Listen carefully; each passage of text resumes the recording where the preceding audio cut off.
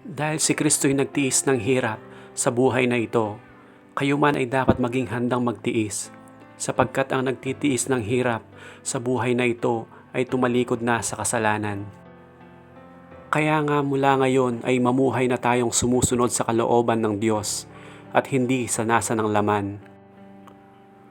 Sapat na ang panahong inaksayan ninyo sa paggawa ng mga bagay na kinahuhumalingan ng mga hentil, kahalayan, masasamang nasa ng laman, paglalasing, walang tigil na pagsasaya, pag-iinuman at kasukulam-sukulam na pagsamba sa mga Diyos-Diyosan.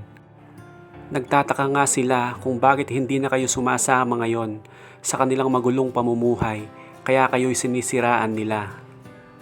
Ngunit mananagot sila sa Diyos na hahatol sa mga buhay at sa mga patay. Ipinangaral din ang magandang balita sa mga patay upang bagamat sila'y nahusgahan ayon sa laman gaya ng lahat ng nasa laman, mabubuhay sila sa Espiritu sa pamamagitan ng kapangyarihan ng Diyos.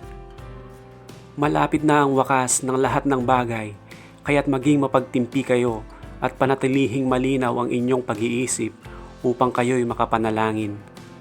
Higit sa lahat, magmahalan kayo ng tapat, sapagkat ang pagmamahal ay pumapawi ng maraming kasalanan.